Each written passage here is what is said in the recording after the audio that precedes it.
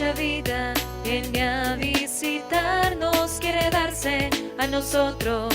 Escúchenle, la palabra hecha vida, viene a visitarnos, quiere darse a nosotros.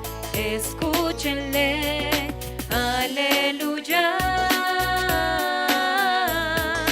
aleluya, aleluya, aleluya, aleluya.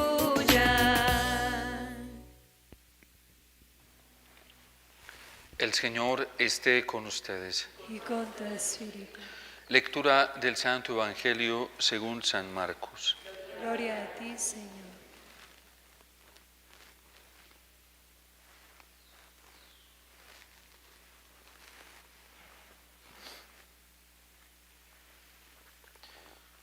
En aquel tiempo enviaron a Jesús algunos de los fariseos y de los herodianos para casarlo con una pregunta. Se acercaron y le dijeron: Maestro, sabemos que eres veraz y no te preocupa lo que digan, porque no te fijas en apariencias, sino que enseñas el camino de Dios conforme a la verdad. ¿Es lícito pagar el impuesto al César o no? ¿Pagamos o no pagamos? Adivinando su hipocresía, le replicó: ¿por qué me tientan? Tráiganme un denario, que lo vea. Se lo trajeron, y él les preguntó: ¿de quién es esta imagen y esta inscripción? Le contestaron: del César. Jesús les replicó: den al César lo que es del César y a Dios lo que es de Dios. Y se quedaron admirados. Palabra del Señor. Gloria a ti, Señor Jesús.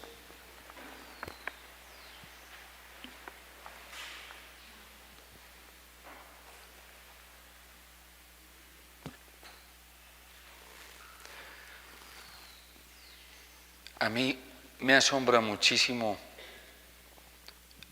la claridad, la contundencia y la firmeza del Señor, unidas a la compasión y al amor tan grande que tiene. El Evangelio nos muestra claramente cómo Jesús no se deja presionar por nada ni por nadie. Tú no te fijas en las apariencias, ni siquiera las apariencias son un elemento que puedan presionar la verdad, que la puedan callar, que la puedan detener, que le puedan impedir seguir hablando. Y entonces la verdad se seguirá manifestando tanto de día como de noche, lo va a decir Jesús en otro pasaje del Evangelio.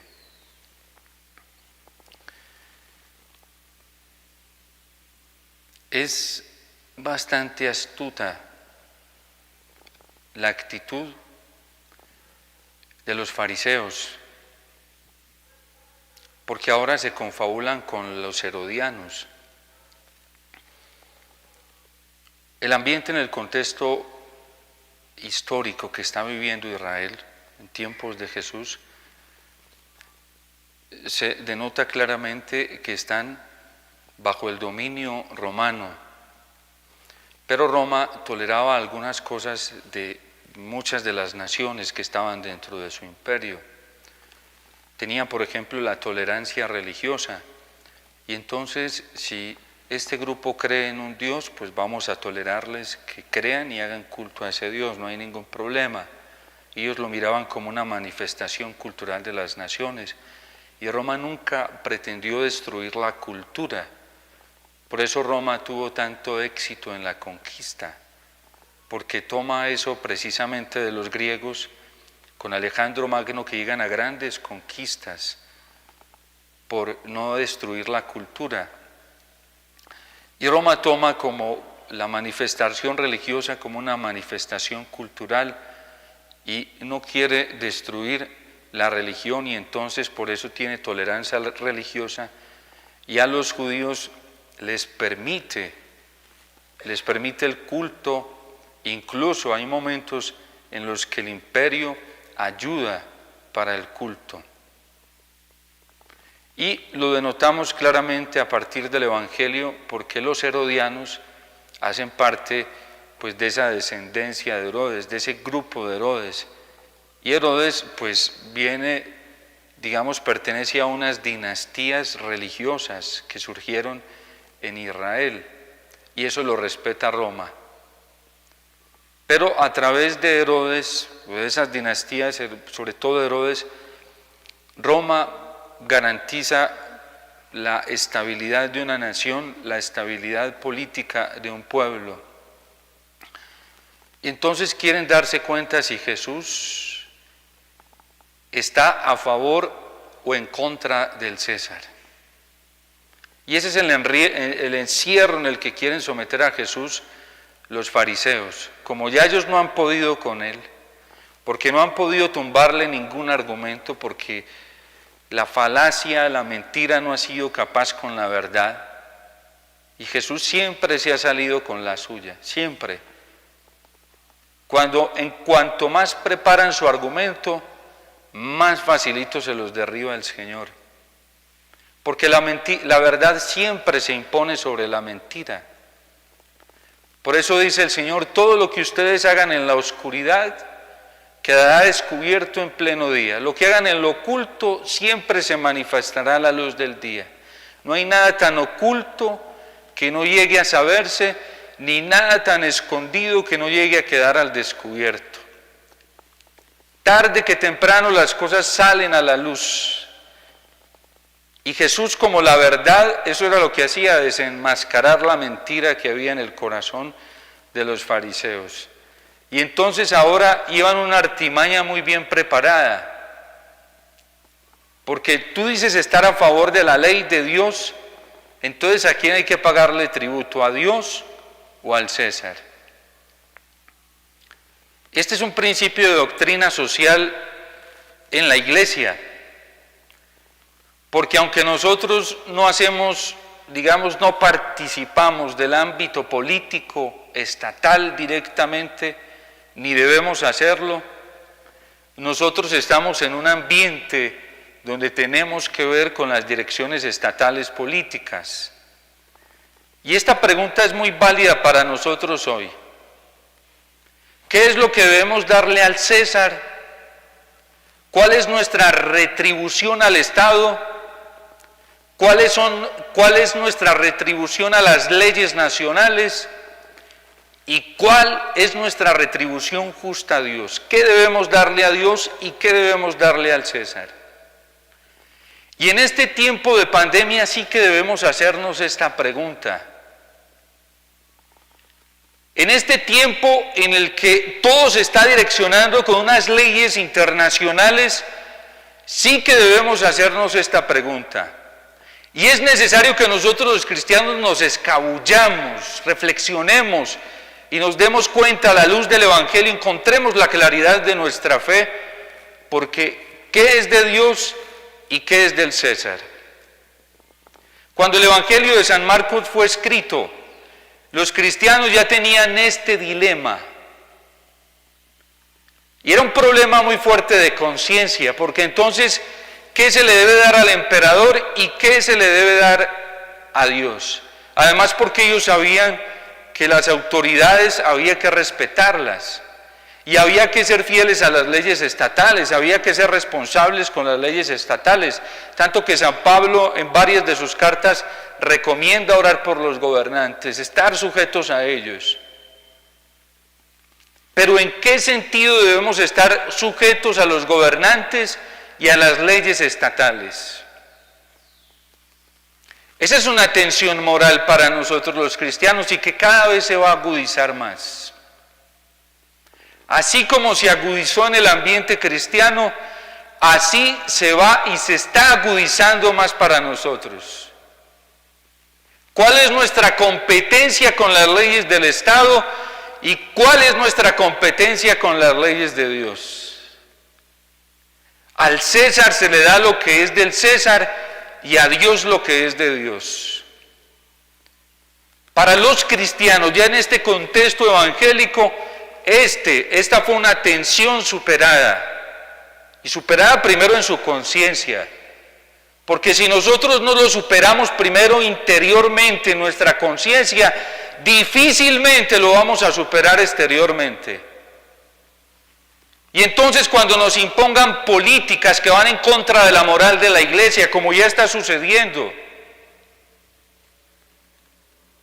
¿qué decimos y qué hacemos nosotros los cristianos frente a el aborto? Por ejemplo, en nuestro país, que está aprobado en unas causas. Así un presidente, así un congreso, así un senado lo haya aprobado, ¿cuál es la actitud de nosotros los cristianos frente a ello? ¿Nos lo permite la ley de Dios o no nos lo permite? ¿En eso debemos estar en consonancia con el Estado y las leyes nacionales o con las leyes de Dios? Hay veces, por serle fiel a Dios, nos implica una separación rotunda y radical con la dirección que llevan los estados y las políticas, tanto nacionales como internacionales. Este dilema lo tuvieron los cristianos y lo superaron. ¿Y cómo lo superaron? Siendo fieles a Dios. A Diocleciano los cristianos le dijeron: tú nos puedes pedir que obedezcamos a muchas cosas y normas del Estado, pero nunca nos puedes prohibir darle el culto a Dios. Tú nunca nos puedes quitar el domingo. Eso jamás.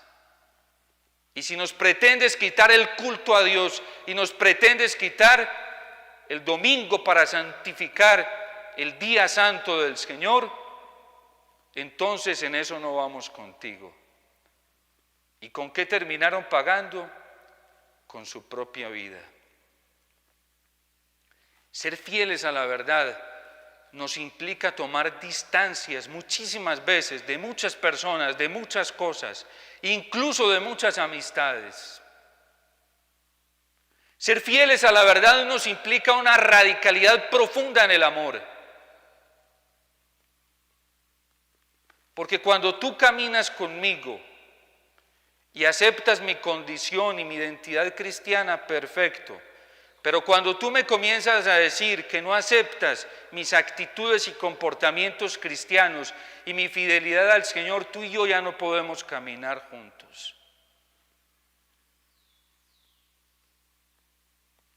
El Papa Benedicto XVI, en una encíclica extraordinaria, la última que sacó, Caritas in Veritatis,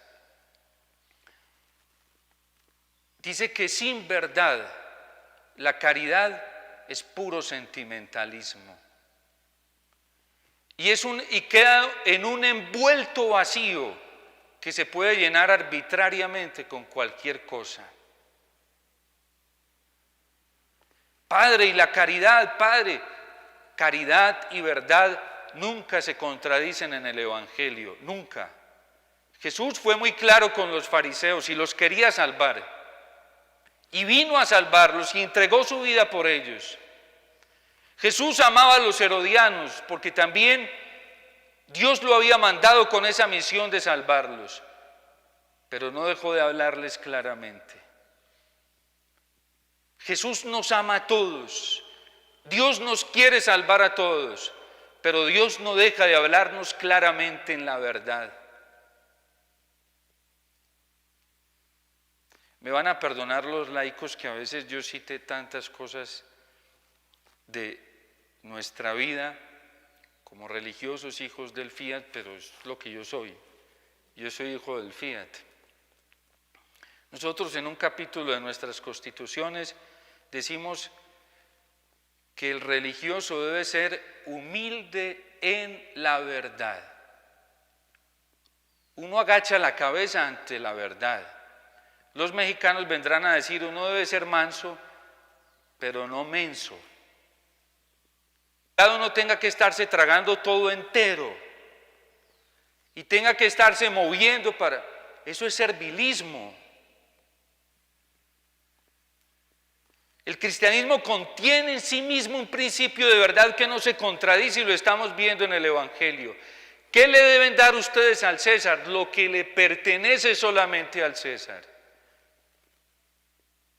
No le pueden dar más. Y a Dios se le da lo que es de Dios. En justicia nosotros tenemos unas responsabilidades muy grandes con Dios. Y la responsabilidad de la caridad, del amor, de la entrega, en primer lugar lo tenemos con Dios, no es al contrario. Desde Dios amamos y nos entregamos totalmente a los demás. Desde Dios donamos nuestra vida por los demás. Desde Dios nos sacrificamos por los demás. Desde Dios gastamos todos nuestros esfuerzos, toda nuestra vitalidad, desde Dios por los demás. Ese es un principio que quedó muy claro en Aparecida cuando los obispos se reunieron en Brasil.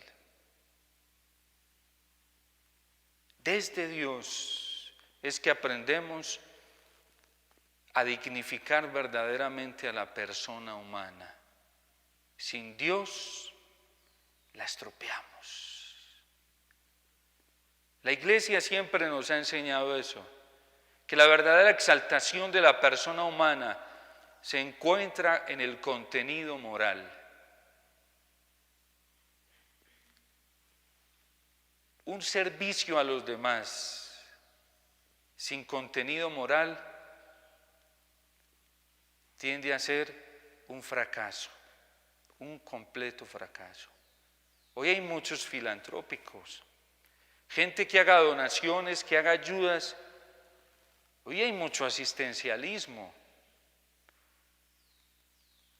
¿Pero bajo qué finalidad? Hoy pulula, por ejemplo, el populismo. A muchos les encanta tener actitudes caritativas, generosas, pero para que las cámaras los estén enfocando, para hacer noticia mundial, para hacer imagen mundial. Y es que a Cristo no le interesan las apariencias. Se lo están diciendo y reconociendo los fariseos, para que me vean.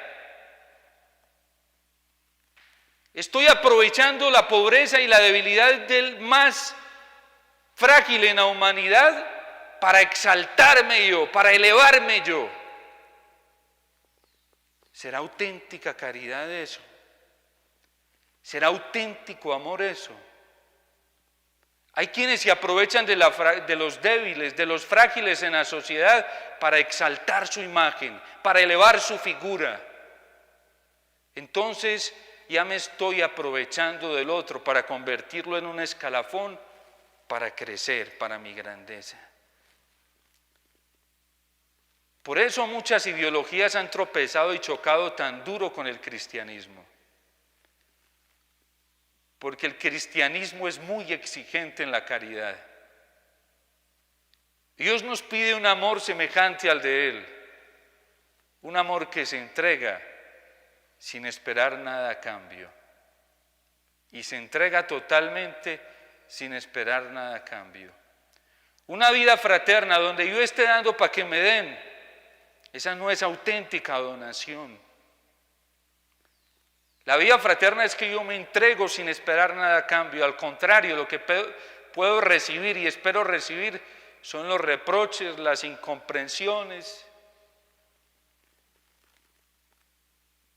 San Vicente de Paúl decía que hacer la caridad con los demás era lo más ingrato que podía existir, pero lo más beneficioso para el alma. Porque decía, desde la vida cristiana nos entregamos totalmente y muchas veces recibimos reproches. Yo a veces voy por la calle y entonces se me acerca alguien a pedirme dinero. Padrecito, regáleme una monedita, regáleme tantos pesos, regáleme esto. Y yo me acerco y le digo, ¿quieres comer algo?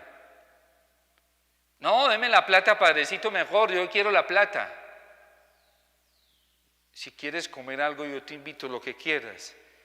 Lo que quiera, padre, pide lo que quieras. Lo que quieras. Pero hay personas que se enojan porque no se les da plata. Si tú te encuentras una persona que consume vicio en la calle, tú sabes que darle dinero es darle una tentación, porque él dice, no, se lo aseguro, padrecito, que es una tentación para él. Yo puedo hacer caridad con él de otras maneras más eficaces. Y debo ayudarlo, es mi deber ayudarlo. Claro que yo no puedo pasar indiferente ante el hambre humano, ante la necesidad humana, porque Cristo no pasó indiferente. Es una parábola espectacular que nos cuenta el Evangelio de San Lucas con el samaritano. El buen samaritano recoge a este hombre que había quedado herido. Además, ese samaritano no tenía nada que ver con él porque era un hombre que venía de Jerusalén. La gente de Jerusalén con los samaritanos se odiaban, porque los de Judea, de Jerusalén, los atropellaban, los insultaban y los humillaban muchísimo. Y estos samaritanos eran objeto siempre de la humillación de los que estaban al sur, del reino del sur. Y la lección que nos está dando Jesús en esta parábola es muy fuerte, porque es un samaritano que ha sido estropeado, que ha sido maltratado, que ha sido humillado, que ha sido despreciado, y es un samaritano el que se acerca, se detiene, limpia sus llagas, lo monta en su propia cabalgadura, lo lleva luego a una estación y le dice al posadero, te pago para que lo atiendas bien y si gastas más, me dices que a mi vuelta te lo pago. Si fuese en justicia retributiva, el samaritano lo único que tenía que hacer era, por portarse tan mal conmigo, por humillarnos tanto a nosotros los samaritanos. No, la caridad cristiana, por eso tiene que ser desde Dios, porque si no es desde el corazón de Dios no vamos a ser capaces de ejercer una caridad en esa dimensión. La caridad cristiana es una caridad sobrenatural. Es la manifestación misma de Dios en nosotros. Y por eso nosotros tenemos que pedirle mucho al Señor que nos centre en esas verdades claras del Evangelio. Hoy se nos ha metido mucho en la cabeza que tenemos que darle más prioridad a cosas externas, secundarias, que al mismo Dios. Fíjense que en la ley de Dios, en los mandamientos, ¿qué dice el primer mandamiento? Amar a Dios sobre todas las cosas, no en vez o después, sobre todas las cosas, y Jesús lo va a radicalizar más. Quien no deja padre, madre, hermanos, hermanas, hijos, hijas, casa, hacienda, Jesús lo radicaliza más. Por mí no es digno de mí. A Dios hay que amarlo sobre todas las cosas. Y ninguna ley estatal, ninguna fuerza política, sea la que sea, puede prohibirnos eso. Nada nos puede prohibir darle el verdadero y auténtico culto del amor a Dios. A Dios lo que es de Dios y al César lo que es del César. Si tú me estás pidiendo, el César me está pidiendo que infrija, que falte a las leyes divinas, entonces yo contigo no voy. Pero pasa como en otros países, te metemos a la cárcel. Eso tiene sanciones penales. Pues méteme a la cárcel, pero yo no voy con eso. ¿Cuántos santos, cuántos sacerdotes, cuántas religiosas hoy aún siguen pagando condenas penales en cárceles por no darle al César lo que no le corresponde, lo que no le toca a él? porque no se han vendido, porque no han apostatado, porque no se han entregado, porque no se han solidarizado con leyes que van en contra de nuestra dignidad de cristianos. El Evangelio es muy claro. Este dilema lo vivieron las comunidades primitivas. Y este dilema lo superaron. ¿Cómo lo superaron? Muchos les tocó superarlo con la muerte, entregando su propia vida. Pero ya están en el cielo, con la palma de la victoria y de la gloria. ¿Qué estamos dispuestos a hacer nosotros por la verdad? Ahora, hay un problema en la vida cristiana y en el ambiente católico, que muchos no tenemos claras las verdades de la fe y no sabemos qué debemos obedecer o qué no debemos obedecer. Eso es más delicado aún. Por eso dice el Papa, sin verdad la caridad se convierte en un envuelto vacío que puede ser llenado arbitrariamente con una cantidad de criterios que no van ni vienen con la vida cristiana. ¿Qué le está diciendo San Pedro en la segunda carta a su comunidad? Que ellos pueden estar tranquilos porque nada los va a confundir. ¿Y por qué San Pedro les dice con tanta tranquilidad esto? Porque esta gente tiene claras las verdades de la fe. Porque ya tienen una concepción muy clara de las verdades de la fe. Ya saben qué fue lo que predicó Cristo. Ya saben cuál es el Evangelio. Y ya tienen elementos y criterios suficientes para no dejarse engañar. A Cristo lo trataron de engañar, pero ese engaño era el mismo engaño con el que querían agarrar a las comunidades y a los primeros discípulos.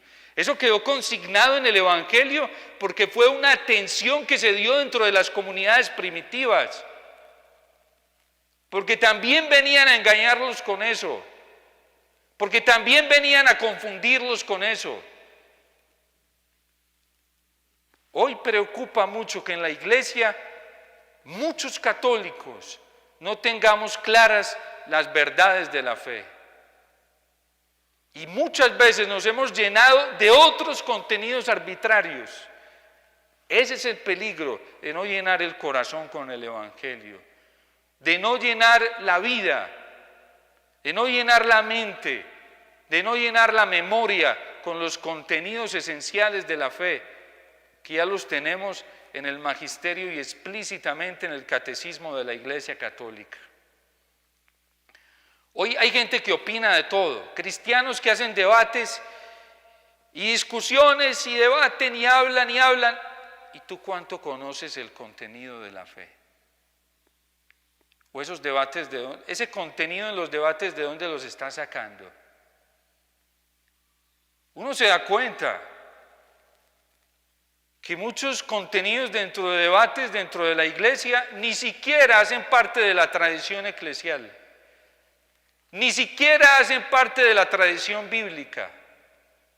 Por eso dice el Papa, caridad sin verdad se convierte en un envuelto vacío que puede ser llenado arbitrariamente con cualquier cosa. Dios te salve María, llena eres de gracia, el Señor es contigo, bendita tú eres entre todas las mujeres, y bendito es el fruto de tu vientre, Jesús.